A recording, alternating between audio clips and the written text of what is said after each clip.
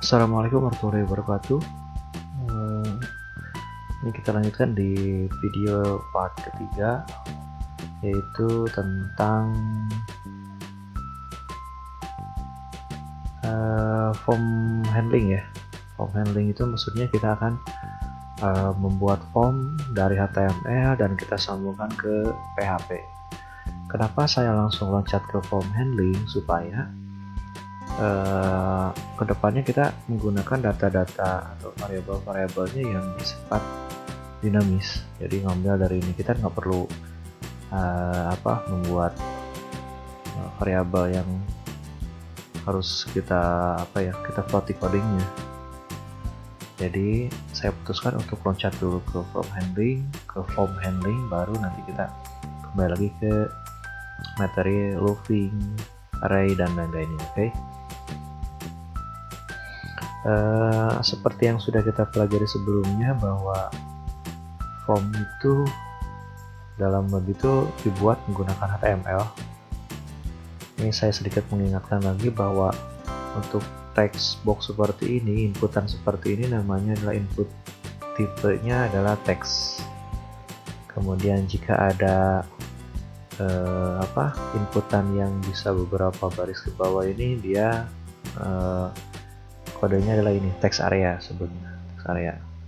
Kemudian jika ada yang seperti ini, misalnya jenis kelamin itu kita pakai radio button, jadi input tipe radio. Kemudian kalau misalkan kita mau membuat button untuk submit, untuk simpan atau apapun, kita menggunakan input tipenya adalah submit. Dan setiap komponennya dia memiliki atribut. Misalkan atributnya ada tipe ini untuk menentukan apakah teks, apakah number, apakah date, atau submit. Ini yang menentukan si komponen ini. Kemudian atribut yang keduanya adalah nama. Nah, ini supaya isi dari nama si text box ini harus jelas, supaya isinya nanti yang akan ditangkap itu sama si PHP itu isinya kan. Jadi namanya harus jelas. Ini namanya harus Unix. Terus Unix biar tidak bentrok dengan form yang lain atau dengan komponen yang lain. Kemudian di sini biasanya ada require supaya keluar bintang seperti ini. Biasanya kita tinggal ketikkan saja require seperti ini, supaya formnya ya wajib untuk diisi. Itu sekedar mengingatkan saja. Sekarang kita langsung coding saja. Saya mau buat baru, namanya form.php. Form.php di sini saya buat HTML. Untuk membuat form kan kita harus membuat form ya. Ini form buka, form tutup. Kemudian biasanya di sini atributnya adalah action. Action itu untuk supaya ketika diklik submit, nanti ketika kita buat button di bawah sini, ketika di submit itu, ini si isi dari form ini akan dikirim kemana.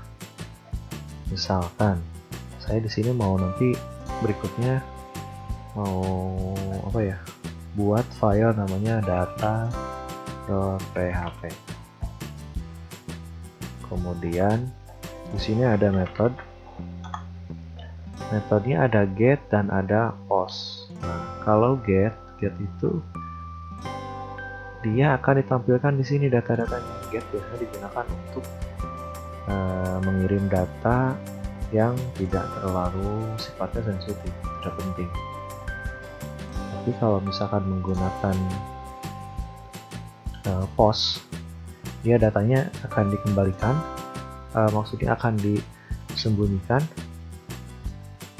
tidak akan ditampilkan di sini. Dia akan melalui background, jadi di belakang layar, dan nanti akan tangkap lagi menggunakan metode yang sama, post. Jadi kalau misalkan form actionnya mau menggunakan data apa dan mau digunakan untuk data-data yang sensitif seperti username password, ya gunakan post. Kalau misalkan mau menggunakan data-data tidak terlalu penting seperti mengambil ID halaman dan lain-lain, silakan gunakan get saja. Cuman kalau get itu dia terbatas karena isi dari address bar ini dia terbatas, tidak bisa terlalu banyak seperti post. Kalau post dia bisa karakternya bisa lebih banyak daripada get. Nah, sekarang saya akan menggunakan metode post dulu lah ya. Kita ganti. Nah, di dalamnya misalkan saya mau membuat ini form input mahasiswa ya, input mahasiswa. Kemudian di sini saya mau buat inputan nama mahasiswa, input tipenya teks, kemudian name-nya itu nama, kemudian saya ketik require aja. Jadi kalau misalkan tidak diisi, dia akan memberikan notice. Oke, seperti ini. Kemudian saya kasih button input tipe submit, value-nya simpan. Oke, ini form.php isinya hanya ini saja.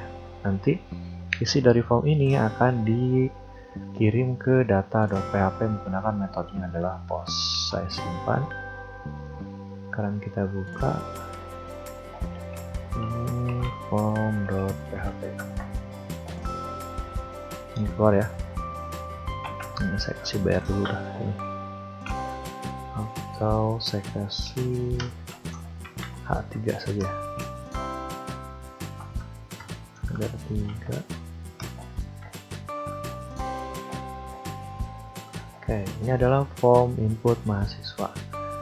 Jadi nanti saya akan mengisikan apapun di sini.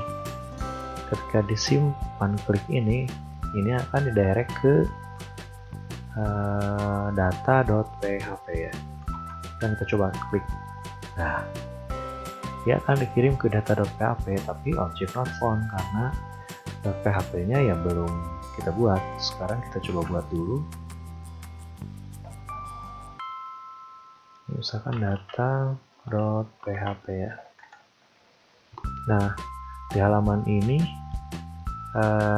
saya akan membuat lagi HTML untuk menerima data yang tadi dikirim dari form.php ya. Misalkan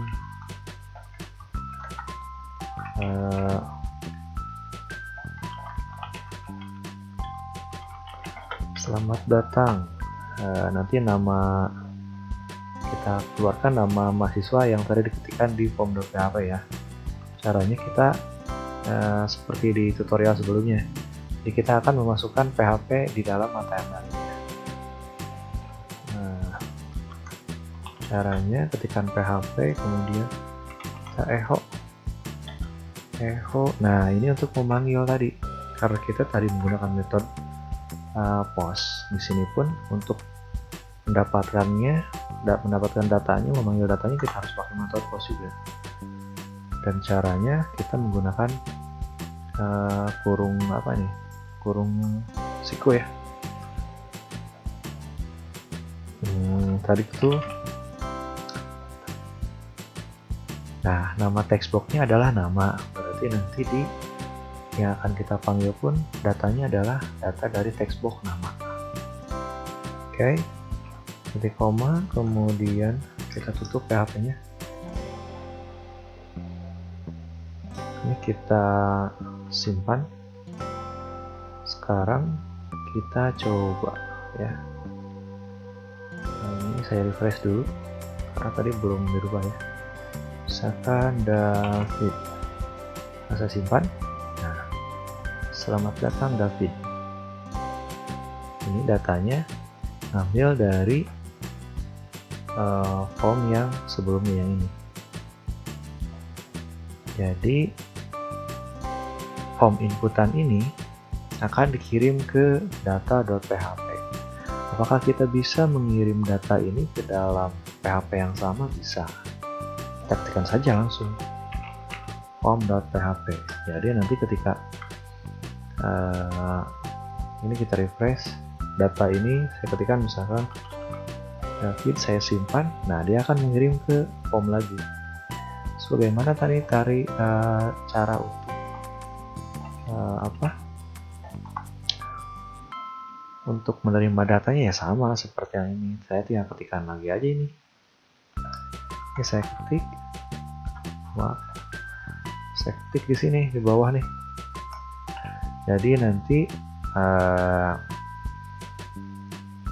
si inputan dari sini akan ditampilkan di bawah form ini. Sekarang saya simpan. Saya refresh dulu ya. Ini yang tadi. Misalkan selamat datang Asep. Nah, simpan. Nah, dia keluar. Selamat datang Asep. Ini misalkan saya kosongkan ya. Nah, dia nggak mau karena tadi sifatnya adalah require. Kalau require saya buang. Saya buang. Saya simpan, dia nggak ada. Kosong ya. Datanya kosong. Misalkan saya isi lagi. Save. Nah, keluar. Itu cara kita mendapatkan data dari form. Misalkan saya tambah lagi form baru. Name. Oke. Name itu misalkan number. Maaf. Tipenya number. Ini saya kasih lagi name. Sekarang saya simpan. Ini berarti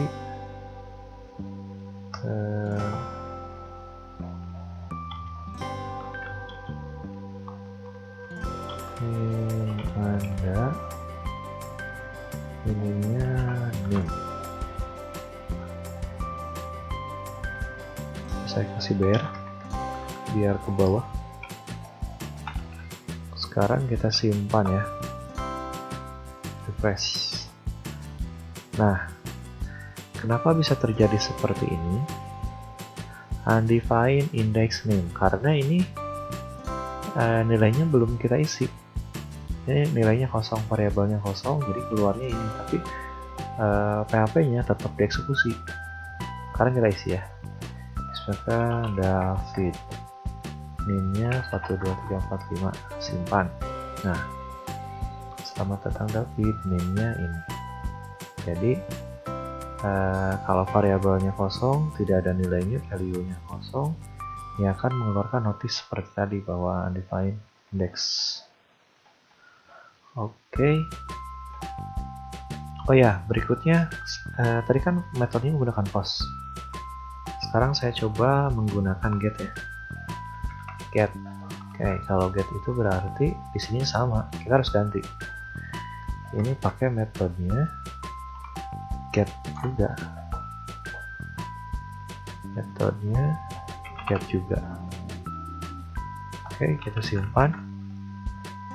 Kita refresh. Ini undefined index dua-duanya karena ininya kosong. Oke, sekarang misalkan saya isikan namanya David. Name-nya sekarang saya simpan. Perhatikan perbedaannya. Nah, ini tetap keluar nama dan name. Tapi lihat, kalau menggunakan metode get, dia ada di atas. Ini sangat tidak aman untuk beberapa data yang sifatnya sensitif. Jadi gimana kalau misalkan nanti ternyata yang saya inputkannya adalah banyak. Saya banyak isinya, ini juga sama. Nah, ini akan sangat panjang di sini. Nah, jadi Anda harus pintar-pintar memilih. Jadi mau menggunakan metode post atau mau menggunakan metode get. Nah, saya kembalikan lagi ke metode post ya. Oke, itu. Sekarang bagaimana kalau misalkan saya mau mengganti menjadi saya tambah operator, misalkan ganti kalkulator sederhana. Ini misalkan bilangan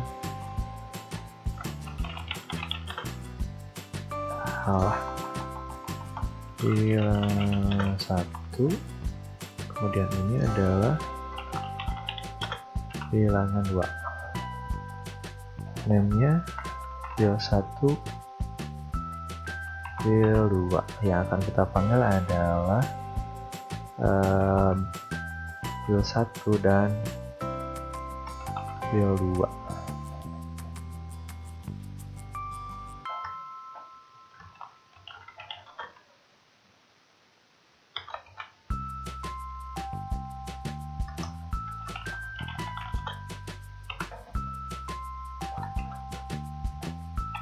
Oke, sekarang kita kasih BR lagi.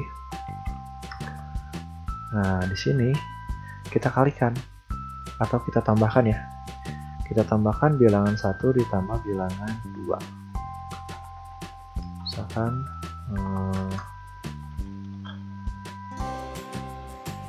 berarti echo post bilangan 1 ditambah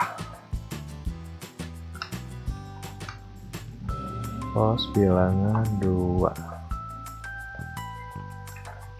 Oke, kita tutup. Sini hasil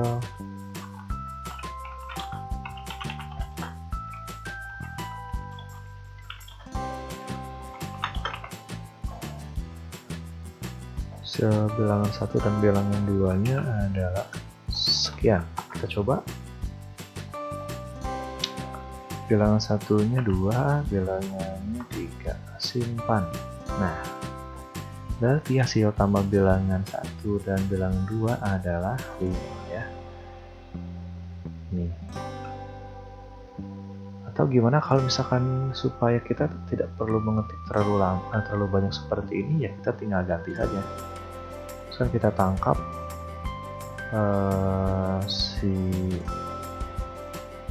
bilangan ini dengan menggunakan ini.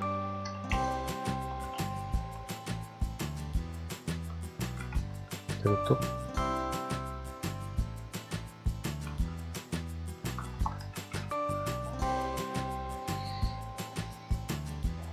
Jadi saya mau membuat variabel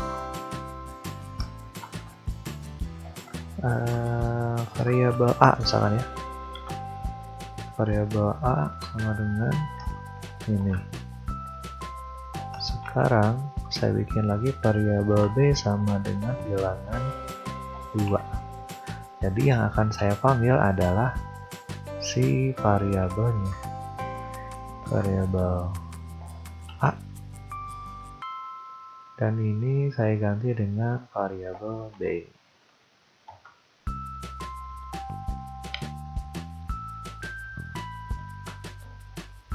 Oke, sekarang kita coba. Nggak bisa. Nah, ininya saya gantikan lagi jadi teks. Jadi variabel 2 ditambah variabel 3. Simpan jadi seperti ini. Bilangan 1, 2, bilangan 2-nya adalah 3. Jadi di sini kita tidak menuliskan lagi ini berulang-ulang, tapi yang akan kita panggil adalah si variabel A ininya. Oke, tadi saya kesalahan, ternyata ini adalah number. Jadi number sama teks tidak bisa dijumlahkan. Oke, itu untuk variabel di dalam form. contoh untuk kalkulator sederhana. Oke, nanti kita lanjut di video selanjutnya. Terima kasih. Assalamualaikum warahmatullahi wabarakatuh.